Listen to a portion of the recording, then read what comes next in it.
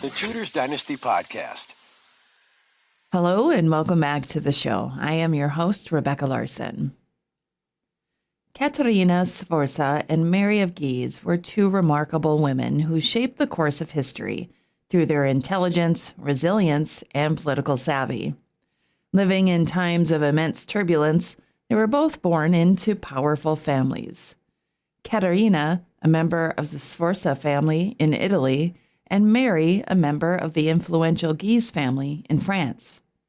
Each woman was thrust into positions of power through marriage and inheritance, yet both carved their own paths as leaders in their respective realms. Caterina defended her family's legacy with fierce determination, while Mary of Guise navigated the complex web of politics and religion to protect her daughter's throne. Their stories are defined by their strategic brilliance, strength in the face of adversity, and lasting impact on the history of Renaissance Italy and 16th century Scotland. Caterina Sforza, born in 1462 in Milan, was a member of the illustrious Sforza family, rulers of one of the most prestigious courts in Renaissance Italy. Her father, Galeazzo Maria Sforza, Duke of Milan, and her mother, Lucrezia, provided her with an education steeped in the intellectual currents of the time. Raised by her grandmother, Bianca, who was influential in Milanese politics, Caterina was exposed to the great minds and artists of the Renaissance. This early exposure nurtured her appreciation for the intellectual and cultural achievements of the era. Additionally, she was trained in practical skills such as horseback, combat, and hunting, which would later play a significant role in her remarkable life. Caterina's stepmother introduced her to the world of scientific experimentation, possibly through her apothecary. This early interest in science and experimentation would prove influential in her later work. As Caterina became known for her involvement in medicine, cosmetics, alchemy, and veterinary care. Her upbringing at the Milanese court, where humanist thought flourished, shaped her into a well-rounded and skilled individual, prepared to navigate the complex political landscape of Renaissance Italy. In 1477, at the age of 13, Caterina was married to Girolamo Riario, the nephew of Pope Sixtus IV. This marriage was not only a personal union, but also a strategic political alliance that secured the Riario family's position within the Italian nobility. To solidify this alliance, Pope Sixtus IV granted Girolamo and his descendants a strategically important town within the Papal States. This place was located in the Romagna region in northeastern Italy. As the captain general of the papal armies, Girolamo divided his time between Rome and Imola. The union marked the beginning of the Riario family's rise to power within Italy's complex political landscape. Girolamo's efforts to build the family's wealth and influence extended beyond military and political strategies. In Rome, he commissioned the construction of a family palace, which would later become Palazzo al Temps, and initiated several architectural projects in Imola. These projects included the building of a grand palace, the renovation of the Central Piazza, and the restoration of the city's cathedral complex. The Riario family's growing power was seen as a testament to his leadership, and Caterina played an active role in the managing of the family estate. In 1480, Caterina's family received further recognition when Pope Sixtus IV granted her husband hereditary authority over Forli. This expansion solidified the family's hold on the Romagna region, further elevating their status within the Papal States. However, the political winds shifted dramatically with the death of Pope Sixtus IV in 1484. Girolamo, without the protection of his powerful uncle, found himself increasingly vulnerable to political rivals. His enemies in Rome seized the opportunity to undermine him, forcing him to flee the city. Pope Innocent VIII, who succeeded Sixtus IV, allowed him to retain his authority over Imola and Foli, prompting the Riaros to move to Forli, which had become the more prosperous of the two territories. Despite the support of Pope Innocent VIII, Giramo's fortunes began to decline. Deprived of his lucrative mercenary contracts and with rising taxes leading to local unrest, his financial situation became precarious. In 1488, his enemies seized the opportunity to strike, and he was assassinated by local conspirators. His death marked a turning point in Caterina's life, thrusting her into the turbulent world of Renaissance politics. With her 6 children and other family members held captive, Caterina's quick thinking and political acumen became apparent. Pretending to cooperate with her captors, she negotiated her release, agreeing to help surrender the Riaro fortress, which was still held by its loyal castellan. However, once inside the fortress, Caterina revealed her true intentions. She would not surrender and would instead defend her family's territories. She cleverly used the leverage of her children's safety, hinting that she might be pregnant, and warned her captors that the Duke of Milan, her powerful relative, would retaliate if anything happened to her family. Her gamble paid off. Within weeks of her husband's death, she successfully assumed the role of regent for her young son, Octaviano. This marked the beginning of Caterina's own political career, one that would be defined by her resilience and strategic brilliance. Throughout her regency, Caterina sought counsel from powerful relatives, including her uncle, the Duke of Milan, and a cardinal, her late husband's cousin. She carefully crafted her public image as a grieving widow and a devoted mother, even as she secretly bore children by 2 men. Her second husband, Giacomo Feo, wielded considerable influence in her court, but made powerful enemies. After his assassination in 1495, Caterina took swift and brutal revenge on the conspirators, ensuring that their families were tortured and killed. Her third husband, Giovanni di Pierfrancesco de' Medici, died of natural causes in 1498, marking the end of her marital entanglements. Caterina was not only a shrewd political strategist, but also a master of self-presentation. Inspired by the humanist concept of magnificenza, which encouraged the wealthy and powerful to project grandeur and virtue through luxury and public service, she meticulously crafted an image of elegance and refinement. She kept detailed inventories of her dresses, jewels, and even a book of beauty recipes, all of which reinforced her esteemed status at the court and in the public eye. Beyond her political and personal endeavors, Caterina was a dedicated patron of the sciences and medicine. In both Imola and Forli, she cultivated medicinal herbs and raised various wild animals. Her compilation of recipes, Experimente, stands as one of the most exceptional manuscript collections of the Renaissance. With over 450 entries, the recipes span a wide array of subjects, including medicinal treatments, cosmetic formulas, alchemical mixtures, and veterinary remedies. This collection served as a practical guide, offering solutions for health, beauty, and the care of animals, making it an invaluable resource in her time. In 1500, Caterina's fortunes took a dramatic turn when Caesar Borgia, the ambitious son of Pope Alexander VI, overthrew her and took her prisoner. Despite this setback, she had already established alliances with Ferrara and Florence, ensuring that her political influence would endure. Throughout the French invasion of Italy, from 1494 to 1495, Caterina had successfully defended her territories, demonstrating her ability and diplomatic prowess. After her release in 1501, Caterina Sforza sought to restore the Riaro family's power in Romagna.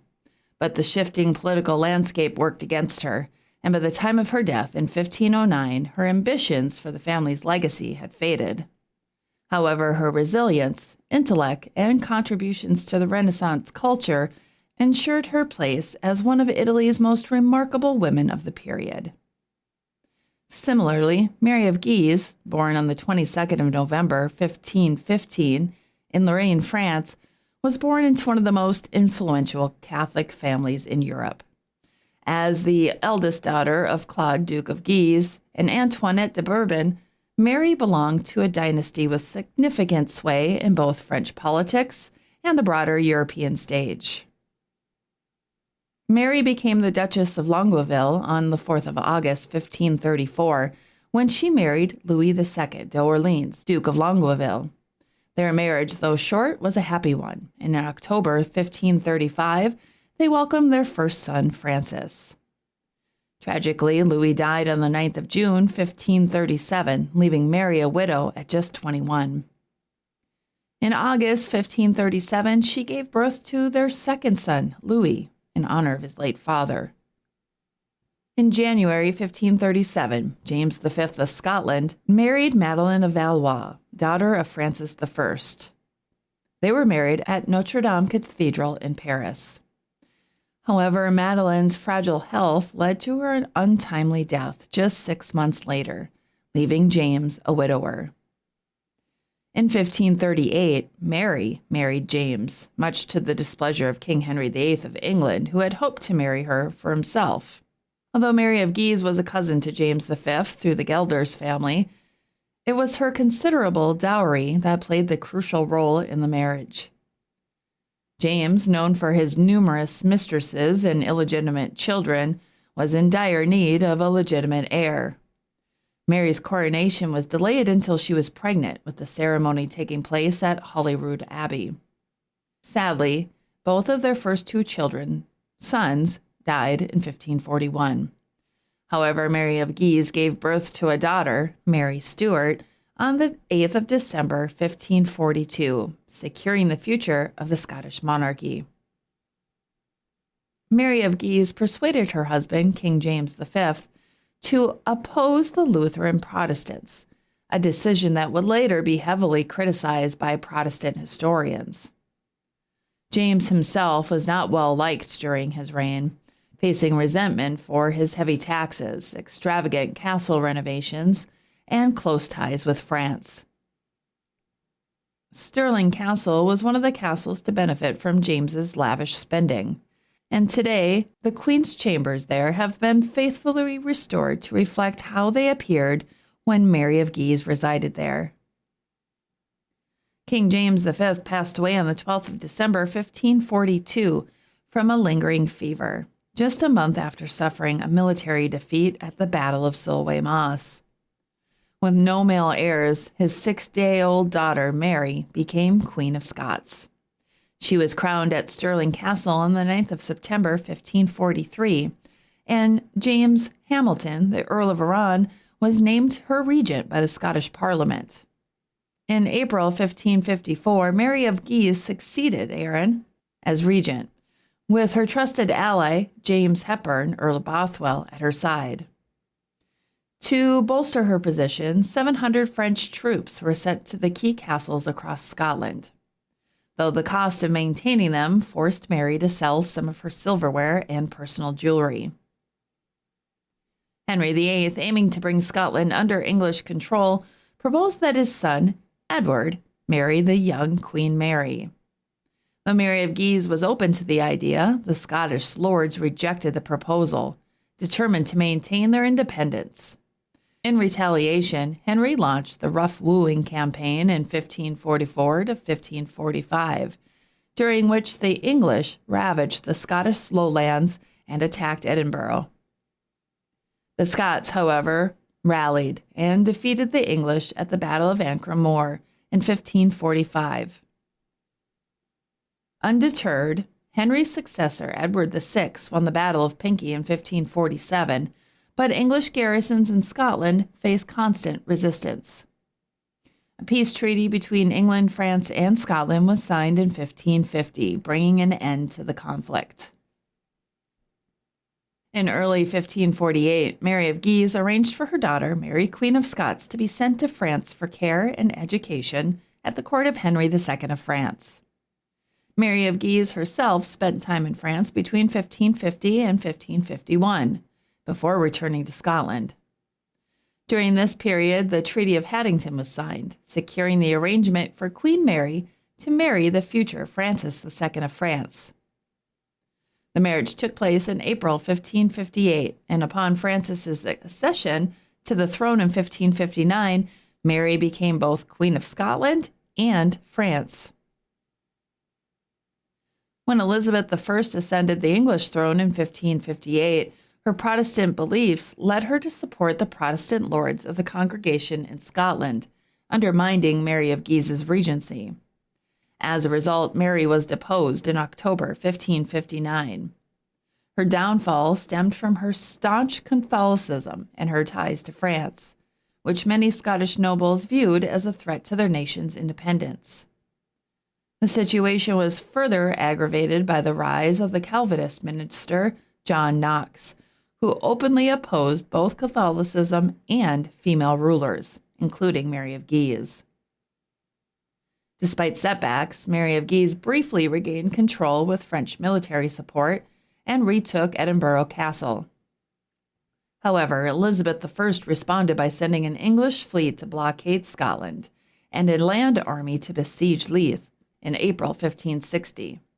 Though Mary's forces successfully repelled the English, her health deteriorated, and she died on the 11th of June, 1560, likely from dropsy.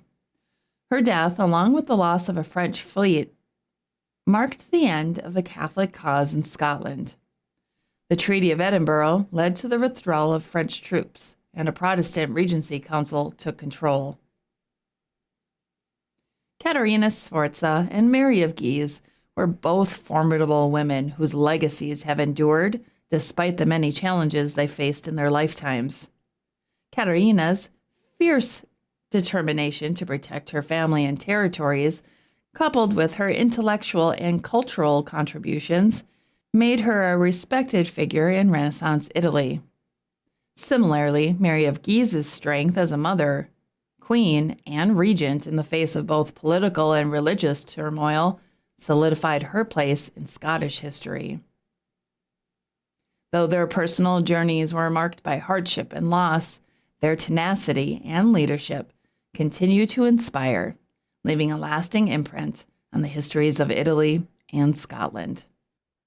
And that concludes another episode of the Tudors Dynasty podcast. Thank you so much for listening. If you love the show and would like to show your support, consider becoming a patron over on Patreon. That's patreon.com/Tudors Dynasty. Over there, you'll get commercial-free episodes, early access, and some patron-exclusive content as well. If you would prefer to show your support in another way, head on over to my website, tudorsdynasty.com, and click on the shop to see some of the new merchandise that I have available. Thank you so much for listening. Until next time. The Tudors Dynasty Podcast.